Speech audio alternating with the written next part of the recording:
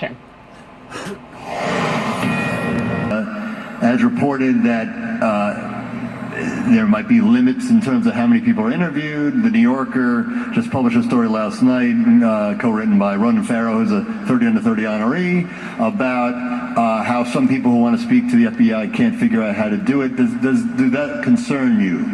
Yeah, we certainly want the FBI to do a real investigation, and we are working to make sure that that happens.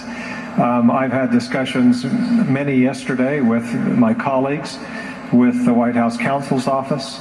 My staff is following up as well. I had one of those conversations just 5 minutes ago to make sure that that any current credible allegation that has been made is fully investigated. And will you will you continue to say you'll vote no if the FBI investigation is not to your liking? Well, we will certainly in the next couple of days be having dialogue with the White House counsel's office, making sure that it is up to standard. It does no good to have an investigation that just gives us more cover, for example. We actually need to find out what we can find out. And we have to realize that we may not be able to find out everything that happened. This is something that was a while ago. Some witnesses or potential witnesses may not want to cooperate. But for those that can and those who we can compel to cooperate, we've got to do a fulsome investigation. Did obviously Judge Kavanaugh was very, quite angry during his testimony, or impassioned, depending on which side of the aisle you're on. Did you find it too partisan? Did his partisanship worry you? Mentioned the Clintons, and there's some Democrats who are saying, could we even get a fair shake if he was a Supreme Court justice? As somebody who forges compromise, did that bother you? I didn't like some of the more partisan references and the tone, particularly the interaction with some of my colleagues, with Amy Klobuchar, that he came back and apologized after a break. I don't like to see that. You feel that maybe you give him a little more leeway. I think I did, because of what he was being accused of. And as I said, if I felt that I was unjustly accused, I can't imagine that I would act differently than that. So, I'm not. I don't want to politicize the court. The Supreme Court is one of the last bastions of trust, of an institution with which Americans have trust.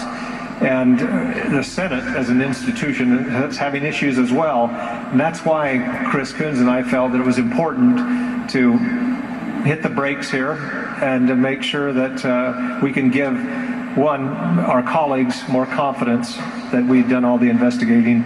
Two, the country needed to see this as well, that we had taken this very seriously. The move with Senator Coombs, the compromise, which again led to the FBI investigation. Why haven't you used that more? I mean, with the Senate is so split, and before the passing of John McCain, there literally was a one-vote swing. Why haven't you used that leverage more? It's tough. There's just no incentive right now politically to reach across the aisle. When you do, it ends up in your opponent's campaign ads, and it's a shame. It really is, because the institution of the Senate, which really the rules are set to foster compromise, the filibuster rule, requiring 60 votes. That means you've got to reach across the aisle, because it's very rare. It's only been once in a long, long time that one party has had 60 votes. So you have to reach across the aisle. And we just haven't done it. I felt so strongly a few years ago about it that we needed to prove that Republicans and Democrats can get along, that I'm literally marooned myself on a deserted island in the middle of the Pacific with Martin Heinrich, a Democrat senator from New Mexico. And we, with no food, no water, to survive for a week. We managed to do so. We got back here, went around to talk about bipartisanship and how it's needed, why it's needed. This was in 2014. And Stephen Colbert ran a clip on his show of us trying to spear fish and starve. And he said, Jeff Flake and Martin Heinrich proved once and for all Republicans and Democrats can get along if death is the only option. So for what it's worth, we've empirically shown that that compromise and working together can work. There's just far too little of it in the Senate. Now, you did not, very publicly, you did not support President Trump. You did not vote for him.